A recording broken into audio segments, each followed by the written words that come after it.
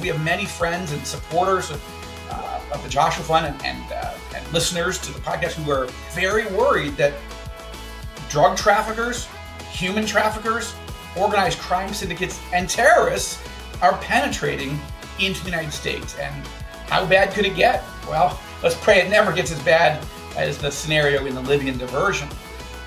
What would happen if an open southern U.S. border allowed for the free flow of terrorism into the United States? And how does that relate to the Middle East and the Epicenter? Hi, and welcome to this episode of Inside the Epicenter with Joel Rosenberg, a podcast of the Joshua Fund, a ministry dedicated to blessing Israel and her neighbors in the name of Jesus. I'm Carl Muller, Executive Director of the Joshua Fund, and today we're talking with Joel Rosenberg in Jerusalem about his brand new novel and to answer that very question. Joel, it's great to see you again. It's great to be with you.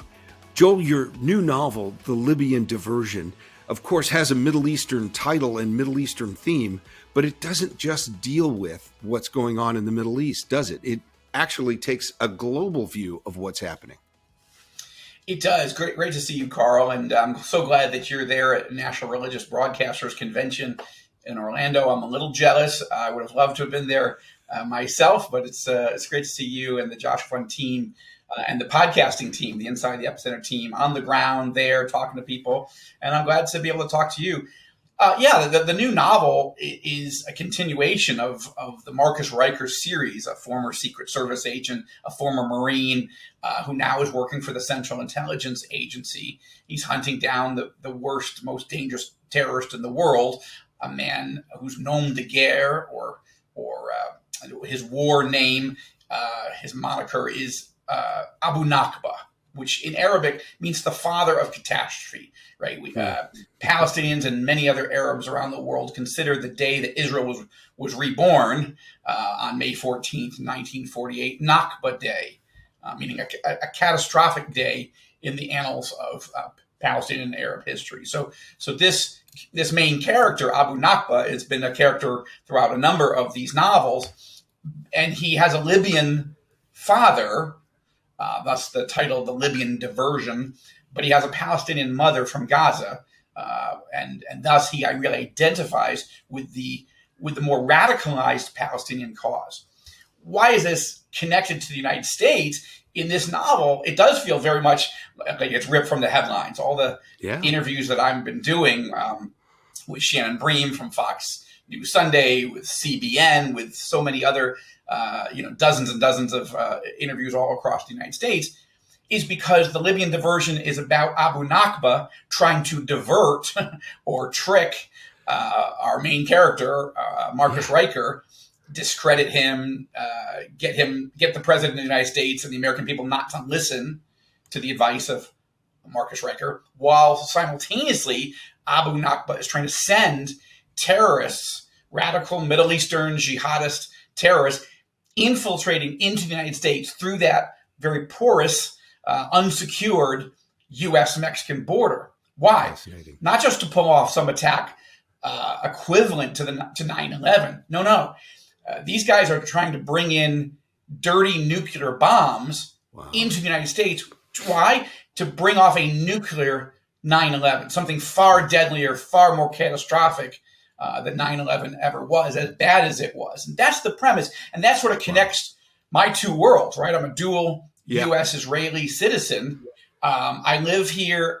This is where the center of my life is. But I was born and raised in the States, and as we've talked about on the podcast, and I love that. I love the United States, and I'm very worried. I will tell you right now, Carl, I'm more worried about U.S. national security at the moment than Israeli national security. Interesting. And Israel just had 1,400 rockets and missiles fired at us just last week, so that's saying something. But you live on the border in San Diego, and we have many friends and supporters of the Joshua Fund and listeners to the podcast who are, all along that 2,000-mile border. Yeah.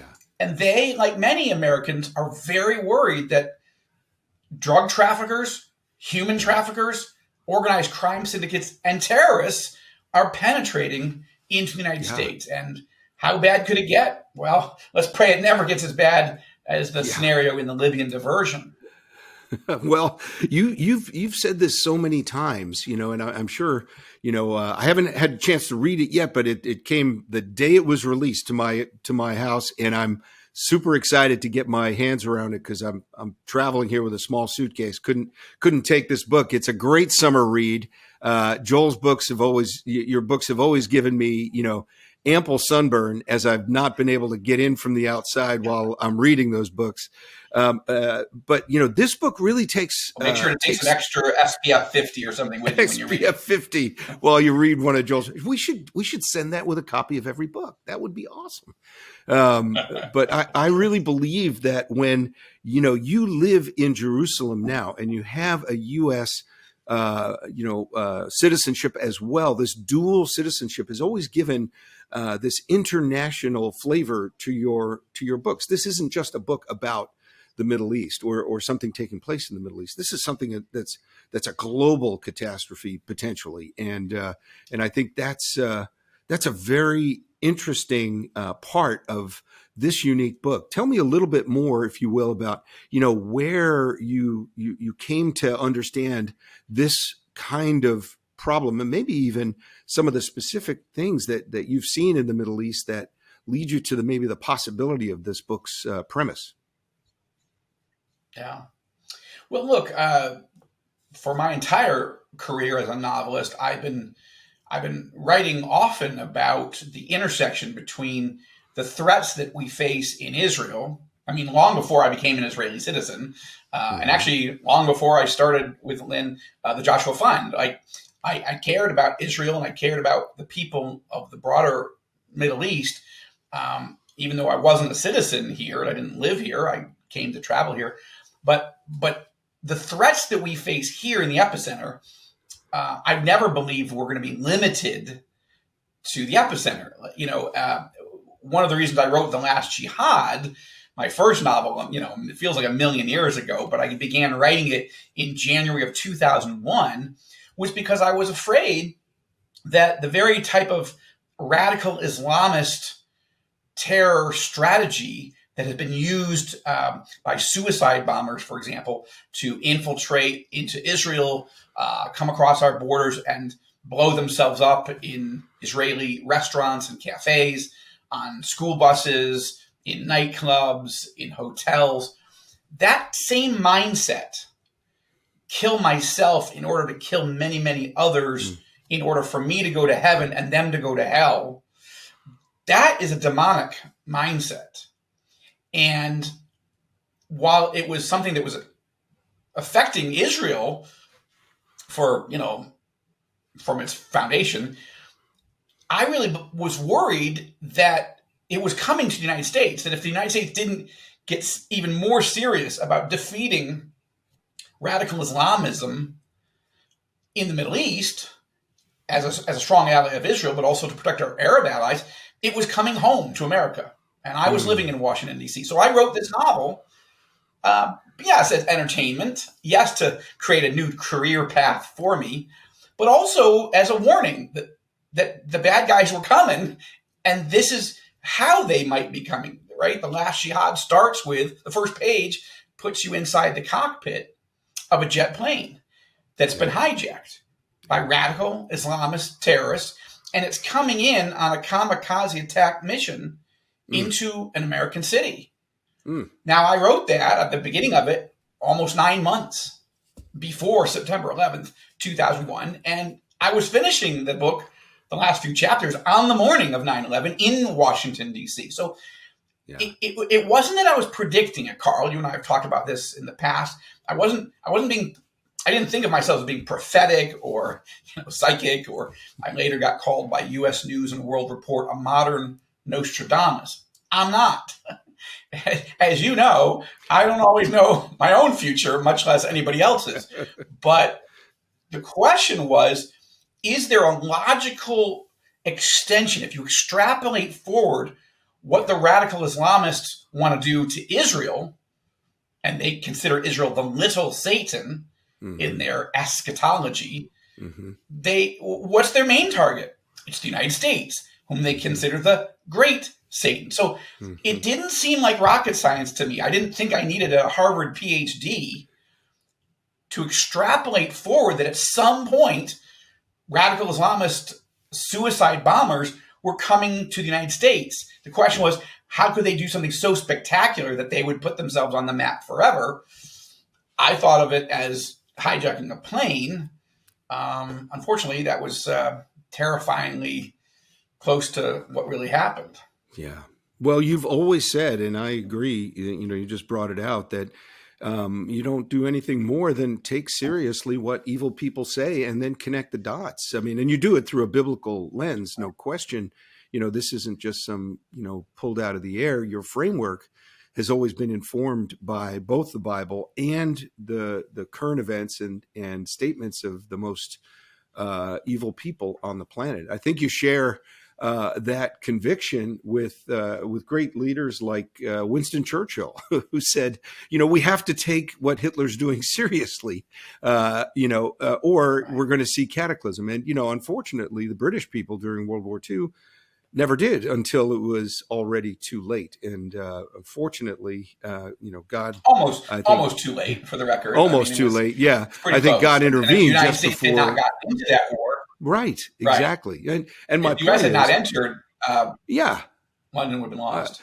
Yeah, and so many of these, these things are simply there for, observation. But you do such a great job of bringing those into highlight. But I know just before we take a break here, I know that you had a very unique way to get into this story. I mean, most people wouldn't consider a book with the title "The Libyan Diversion" to be to involve a great deal of the U.S. southern border, and I'm really curious. I guess I should have called it Mexican Madness or something. No, I think obviously, people want to connect. You really do connect the dots there, and maybe when we come back after this quick break, you can talk a little bit about how you got the dots to connect from a good friend of yours, and then we want to talk larger about your books. I mean. Yeah, you've done some amazing things in literature, and we want to actually come back and explore what it really means to be writing books from this kind of perspective. So we'll be back in just a second. Our verse of the day today is found in the book of Psalms, chapter 127, verse 1. Unless the Lord builds the house, those who build it labor in vain. Unless the Lord watches over the city, the watchman stays awake in vain. Our prayer requests today are, number one, pray for the United States, that God continues to watch over this nation and deliver its people from harm from internal enemies. And second, pray that God continues to turn the counsel of our enemies to foolishness and also frustrate the plans of those trying to exploit the weakness in our southern borders for evil purposes. Well, Joel, we're back, and I'm just really interested. There's a really interesting story about how you got the dots to connect between Libya and the Middle East and the U.S. southern border. And maybe you could tell a little bit about how you got the idea for this novel in particular. Well, Carl, I'm always scanning the horizon, trying to find new ideas, new threats, new things to write about. And, I really hadn't expected it to find it at a Joshua Fund event. But you and I were planning the first ever Epicenter briefing. It happened to be in Washington, D.C. at the Museum of the Bible for major donors to the Joshua Fund and prospective donors and other allies. And what a great event, by the way. That was such an exciting weekend. It happened to be the weekend of the September 11th anniversary, the 20th anniversary of 9/11. And so we had Joshua Fund staff, Joshua Fund board members, and we were talking about what's really happening in Israel and the Arab Muslim world, and what's the Joshua Fund doing to strengthen the church, care for the poor, educate the church, and of course strengthen the local pastors and advance the kingdom, advance the gospel. And it was great. Yeah. But you and I had talked about, well, is there somebody who could give us a really unique perspective that could be our keynote that weekend? And we kicked around a number of names, as you'll recall, and we settled on Mike Pompeo. Mike was Yep. a congressman when I first met him. He was a reader of my novels and had become a fan and had invited me up for coffee to Capitol Hill. And so, but who knew that he was going to become the director of the Central Intelligence Agency and later the 70th Secretary of State.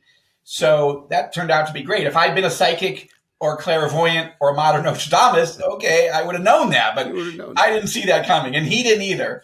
But so we agreed that we should ask Pompeo. I called him, I asked him. He was very gracious. He said yes, and so that was a great evening.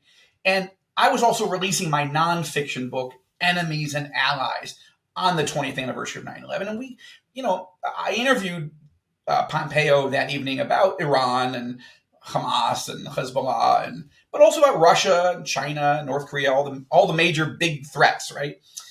And how they affected the United States and how they affected Israel. So late in the discussion, as I recall it, I asked him a question I hadn't planned to ask him, but I said, if there's something I haven't asked you, what keeps you up at night that maybe we haven't talked about, but that you're worried about as a threat to U.S. national security? And he gave an answer that really caught me off guard. I think many in the room were surprised. He said, "Yeah, Joel, I'm worried about ungoverned spaces in northern Mexico." I'm like, okay, could you elaborate? Yes.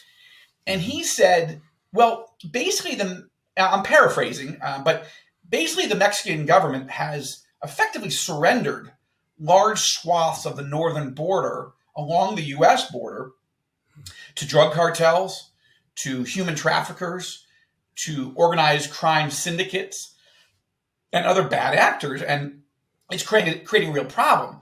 He was describing, and I'm not trying to be political, I'm just relating what he said. He said, this is why, as CIA director, Secretary of State, working with Vice President Pence and President Trump, we were working so hard to build a wall and do other things to slow down that illegal surge and protect our national sovereignty and security and economy and so forth. So I hadn't expected that answer. So in the days and weeks that followed, I really was thinking about just how dangerous that was, and how President Biden had taken a very, very different, 180 degrees different approach to the border than has his predecessor. So I began thinking, well, what if terrorists just try to sneak through or walk across the border? Like, that's bad, right? I mean, am I wrong? I don't have a PhD in this, but that seems bad. So in my own simplistic way, I basically thought, well, what if?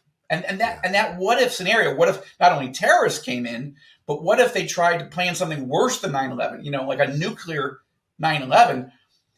How might that play out? How might my hero Marcus Riker try to stop them? How might they try to stop him? And how would it play out? And that became the premise. But it was interesting. I don't think that's ever happened before, that we've been at a Joshua Fund event and the kernel of the seed of an idea for a whole new novel has come. Usually my novels have nothing to do with Joshua Fund events, unless there are, gifts for donors or something like that, which is lovely. But I didn't see that happening.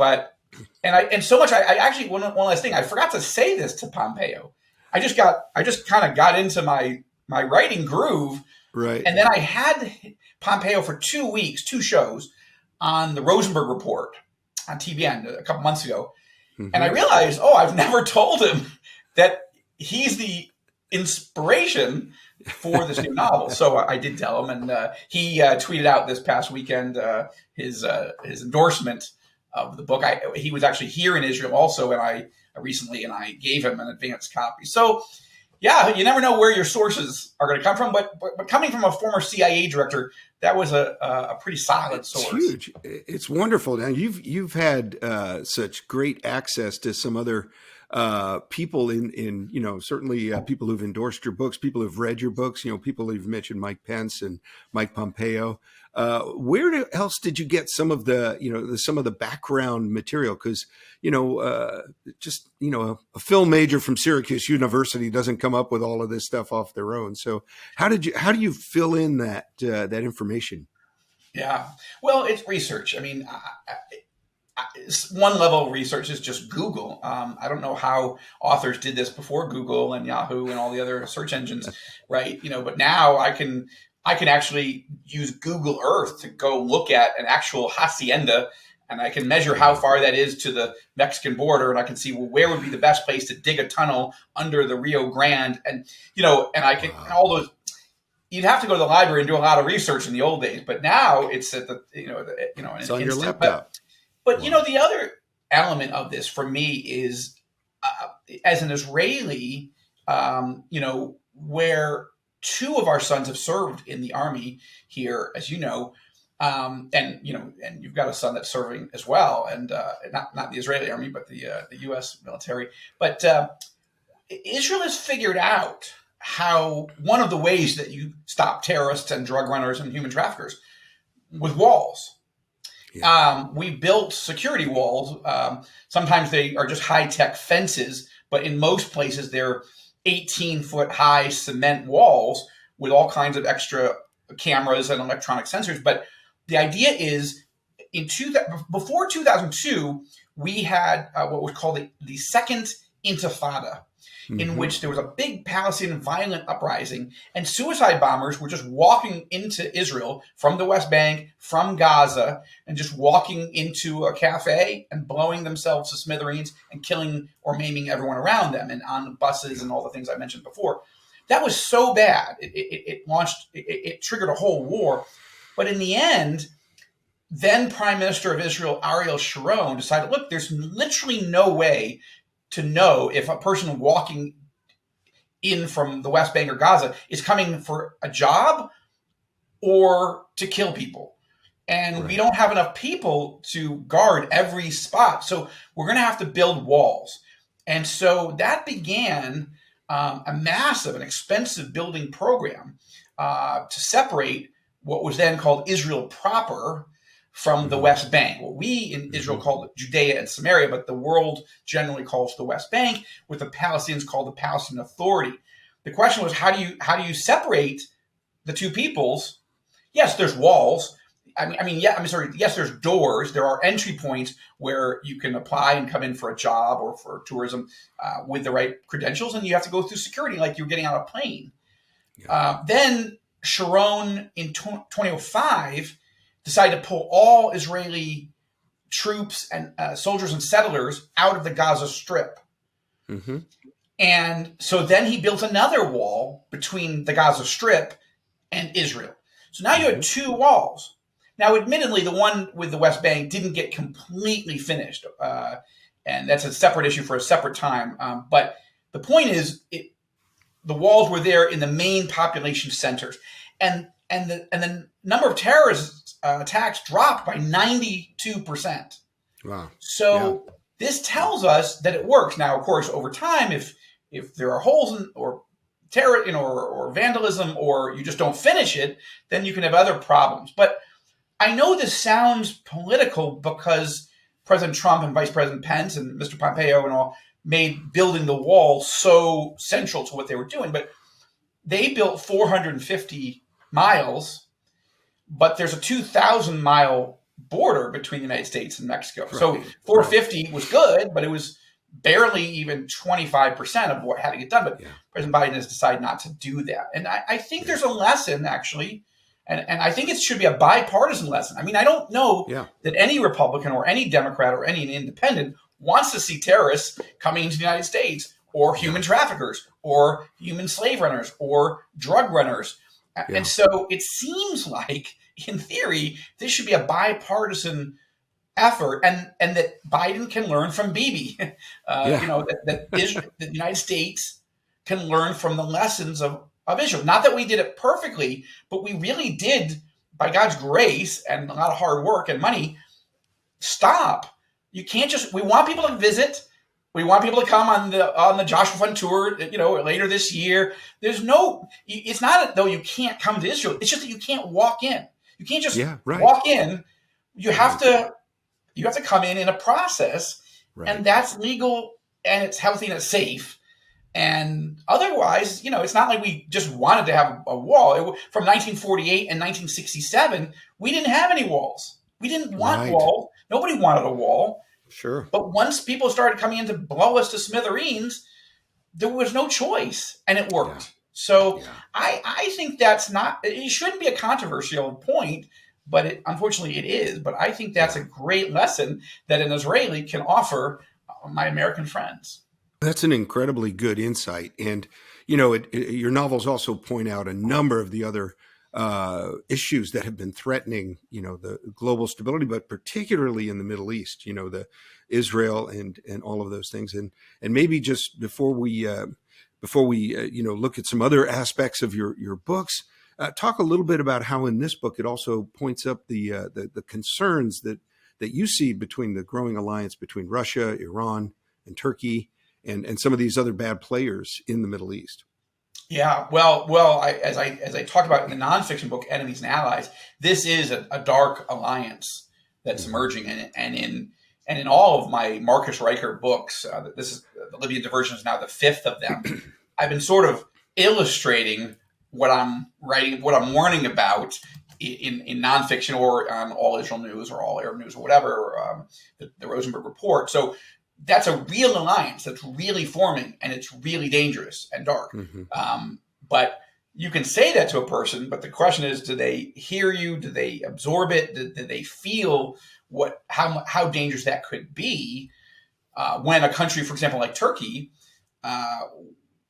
is going to the dark side, right? Right. They're a NATO ally. Why are they building alliances with Russia and Iran? Why are they buying weapons from Russia? Why are they? I mean, are they a NATO ally? Are they an American ally, or aren't they? They're supposedly a friend of Israel, and yet they're in the Turkish government has increasingly gotten in bed with some very dangerous and bad actors. So, this novel, I won't go into the details, but yes, I'm continuing to try to illustrate through the story and through the characters something that I don't think most people have paid much attention to or realize that there's even a biblical significance to those three countries forming an alliance. They're the three biggest players, among the three biggest players in the Ezekiel 38 and 39 prophecies known as the War of Gog and Magog. The new novel, The Libyan Diversion, doesn't get into the War of Gog and Magog.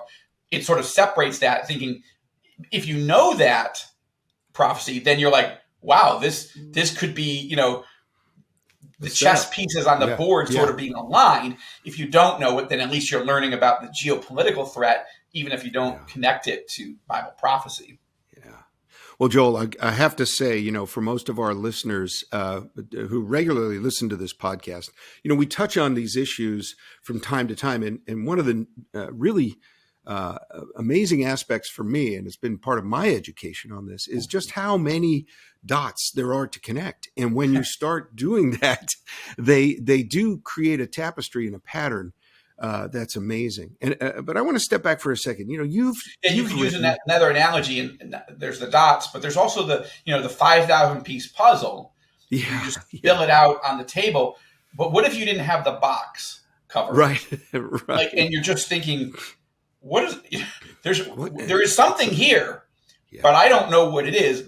Maybe I can start doing the edges and then filling in sections, and that's kind of how you do it. And I'm trying to do both. I'm trying to give people a big picture through this podcast, but in the novels, it's almost like building the different puzzle pieces. So you sort of see it coming together, and you're not quite sure where it's leading, and a little bit more mysterious and emotional. Well, that's a really good way to analogize this too. The puzzle pieces, if you see them scattered on a table without a picture to build against, you can see that there are some things that connect and that they have a certain perspective, but you would have no idea where it was all going. The beautiful thing about having the scripture is that it tells us this is what all of these pieces are building towards. Right. And that's very, very cool. Amen. But you've sold, let me say this to everybody listening. I'm talking to somebody who has sold 5 million plus novels and books. Joel, that is by anybody's definition, including the New York Times, a best-selling author.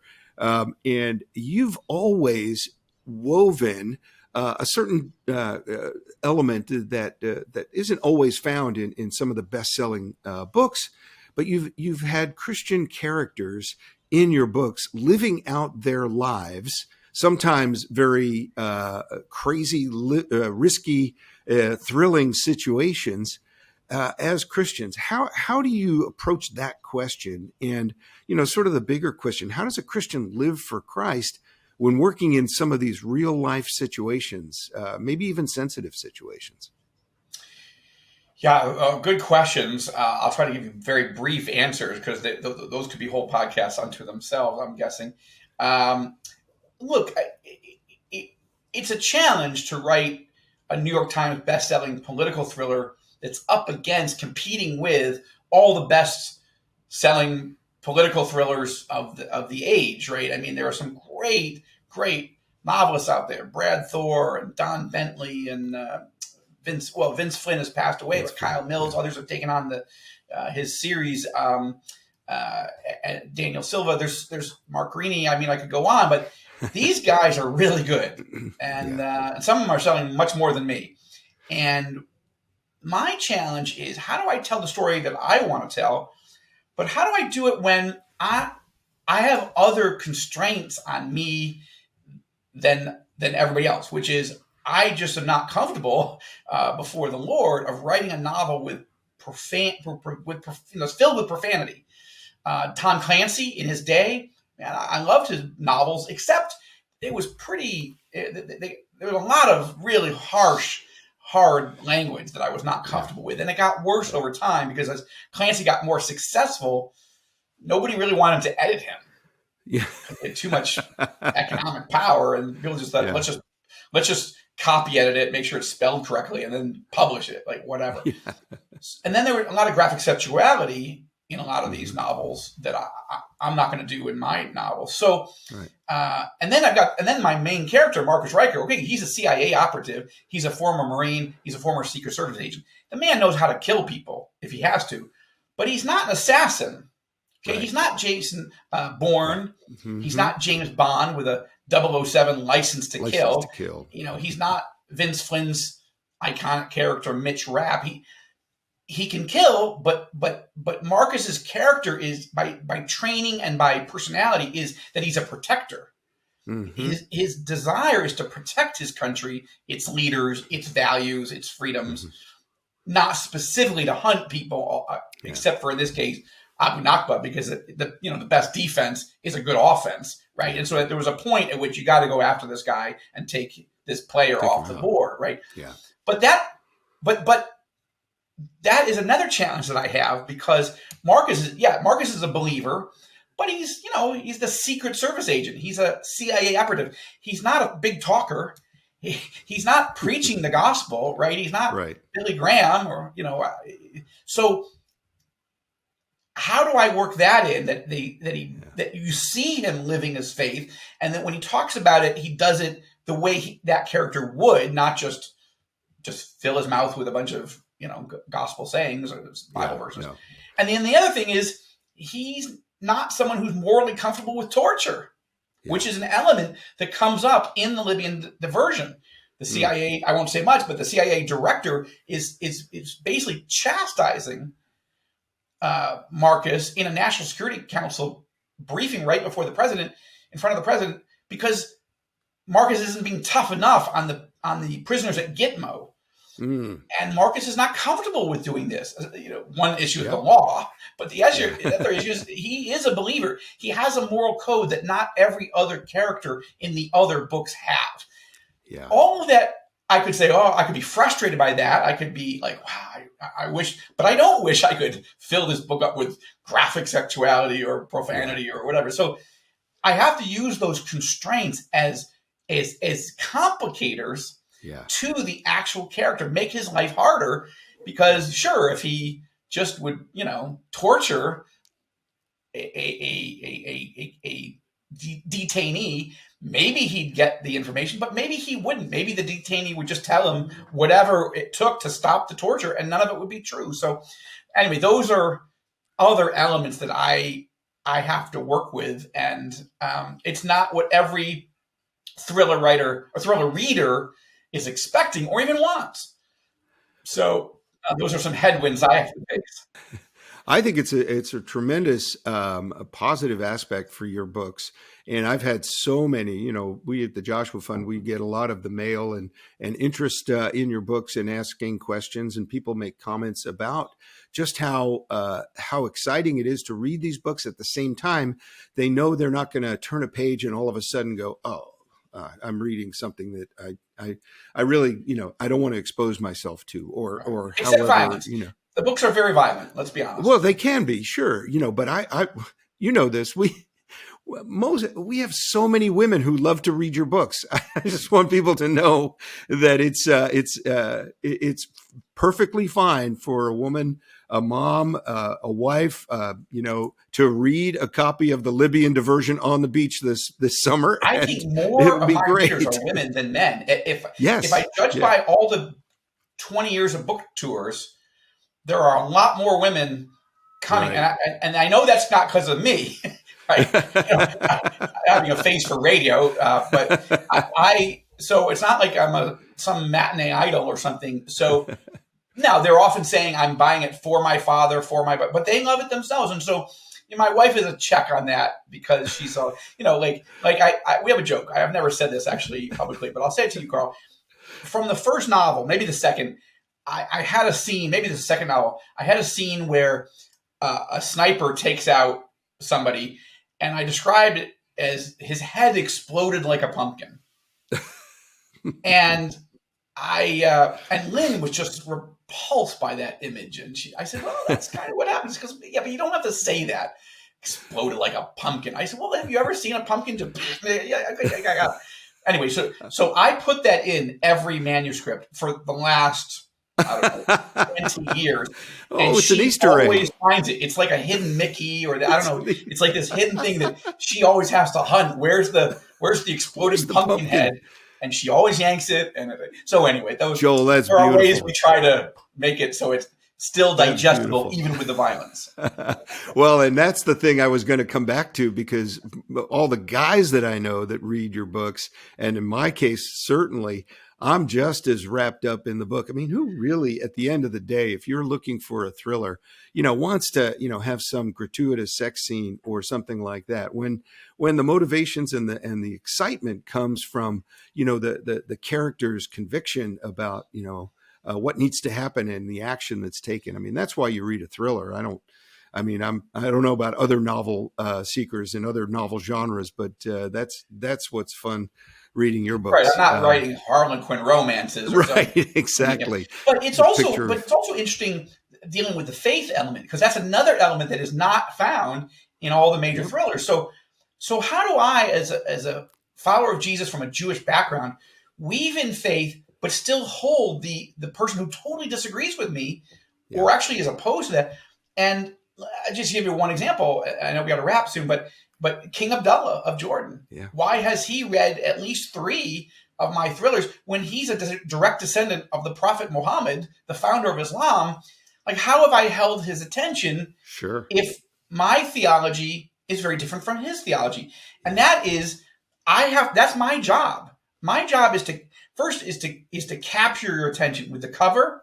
People say, don't judge a book by its cover. Everybody judges a book by its cover. I don't know a single person who doesn't think, wow, that's pretty cool. And then I have to grab you by the first sentence, the first page, the first paragraph, the first chapter. And then I have to hold you all the way, because you don't want to read my book. You want to watch Netflix. You want to go swimming. You want to play ball with the kids. You want to do anything else than sit and, not you personally, but I'm just saying, most people, this is not their first love, is to spend time with a 450-page novel, right? Yeah.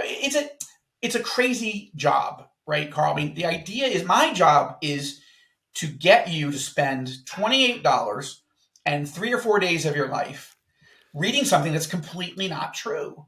Yeah. And that's, what kind of job is that? Like, you sit there with an empty screen and a cursor that's blinking, and it's just daring you to fill up this thing with 100,000 words that people will pay $28. Now, I'm Jewish. I wouldn't pay retail, so I'm not going to pay $28. But I'm grateful for all the Gentiles that buy my books. But that cursor is just blinking. And I think that's why the word curse is right in there, because it's just telling you can't do this, Joel, you can't do it. So it's not a normal job and it's not a normal way to think, but Yeah. I'm incredibly grateful that people have loved them. And even if they've hated them, they still buy them and read them.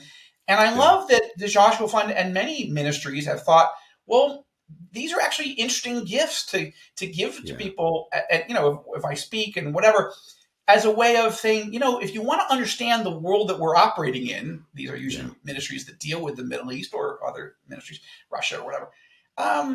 It's a different way. That's not a normal way, but it's a creative way to capture people's attention and their imagination, and I enjoy it.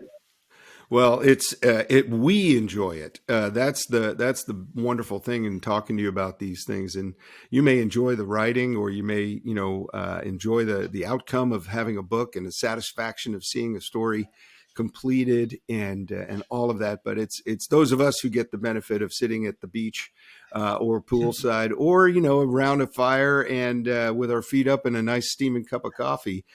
Get a chance to read a real book with real characters and have really exciting times. I have to, though, say one of the big problems about picking up a Joel novel is you're going to lose a few days' sleep. I just want you to know that it's one of those things that if you sit, and pick it up anytime, after 8 o'clock, you're going to be up for a few hours. So please be warned in advance. That's why it's Joel, good summer reading. If you're just at the beach and the kids are all playing, and then you're just sort of like, all right, I got a few minutes here. Let's bang out a few chapters. Absolutely.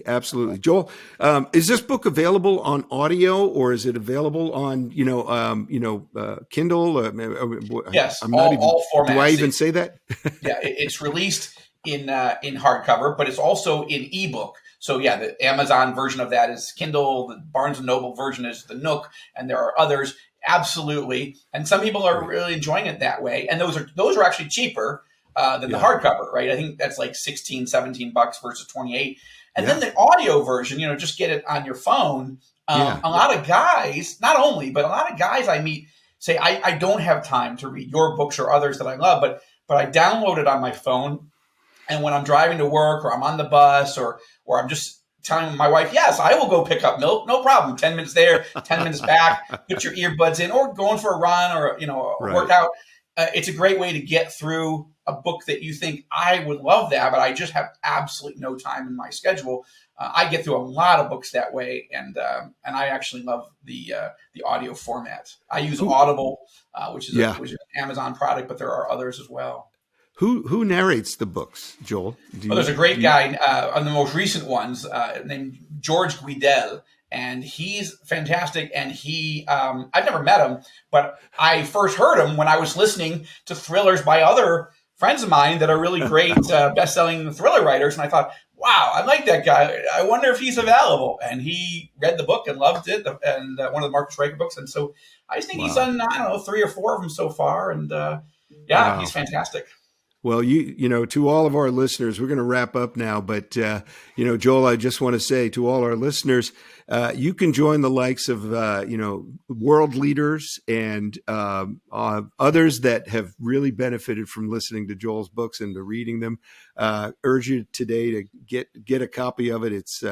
It's really great. And honestly, this is what's the best part of my job, is getting to dialogue with Joel on issues like this. And now I get a chance to tell everybody that Joel's new book, The Libyan Diversion, is available, and go out and get a copy and pack it into your vacation baggage and get out to the beach and get out to the pool. Joel, thank you so much for your amazing commentary. And we're going to keep praying that God uses this book and opens up people's minds, increasingly, through the podcast and through books like this and others, about what God is doing in the Middle East. So thank you for your time with us from Jerusalem today. I appreciate it very much, Carl. And, we've even met people over the years who've gotten saved by the gospel presentation in some of the books. It's not as always as strong and clear in some books, because you can't make them feel like they're all, gospel tracts. But Lynn and I did meet in Campus Crusade for Christ, and we were terrified about sharing the little 10-page 4 spiritual laws gospel tract. So I kind of thought, well, maybe I could just weave some of that into a 450-page novel. And to meet people who've gotten saved or come back to their faith or been inspired, even to go into ministry, full-time ministry in the Middle East or other places, those have been benefits I just didn't see coming, but of course we prayed for. But anyway, thank you, Carl. It's very, very kind for you to say that. Well, you're welcome. To all our listeners, if you would like to learn more about the Joshua Fund and our heart for ministry in the Middle East, you can visit our website at joshuafund.com. And there you can learn about all that we're doing in the Epicenter to bless Israel and her neighbors in the name of Jesus, and how you can participate in the healing work we're doing in this critical region. As always, you can check out our show notes for anything you heard on the podcast that you'd like more information on. For Joel Rosenberg, I'm Carl Muller. Thanks for listening to this episode of Inside the Epicenter. I'm Joel Rosenberg. On your left, you'll find some videos we've chosen specifically for you. We look forward to partnering with you to bless Israel and her neighbors in the name of Jesus.